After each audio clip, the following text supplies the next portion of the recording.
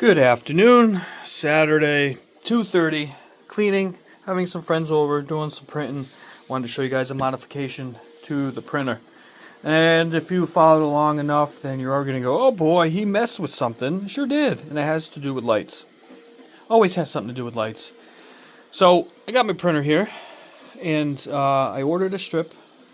I threw it away.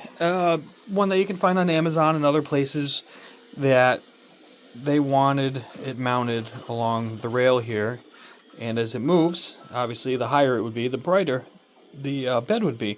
I didn't like that design because it's moving, and at some point you have to attach wire somewhere, and I didn't like the idea of having a place where it could constantly bend or be manipulated, and the fact that if you're printing low, you're going to get just a shine off the bed, and it didn't work in the manner that I wanted.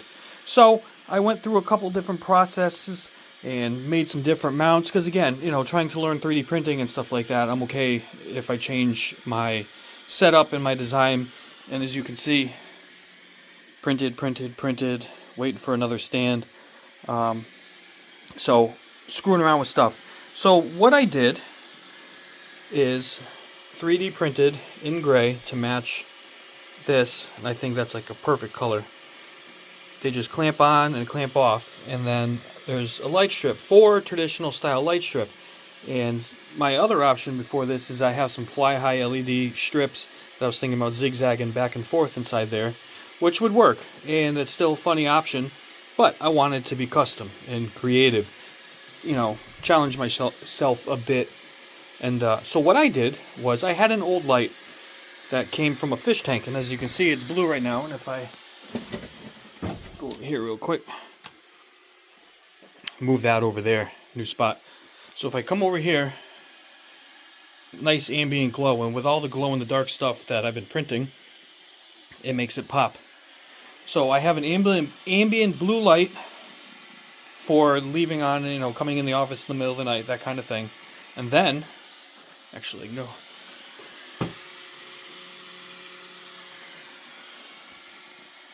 Now that is something I am very, very happy with. It lights up the whole board, and it's actually from a fish tank. A little fish tank we had. So you get down underneath here. I sanded it down to diffuse it a little bit, and it did make a big difference.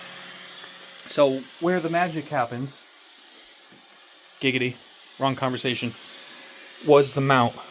So again, I printed, instead of gray, the transparent mount, and then I used the mounting that it came with, because usually it's supposed, if you flip that around, it sits on top of the fish tank and fires in. Well, I grooved out the mount on both sides, and then just a little hot glue just to hold it in place, so when this thing vibrates like crazy, it doesn't go anywhere. And then I printed some clips that go all the way down, and then it plugs into the floor. So it's not plugged into the printer, which I'm okay with. It's got slack for movement, and as you can see, I can see the build plate phenomenally.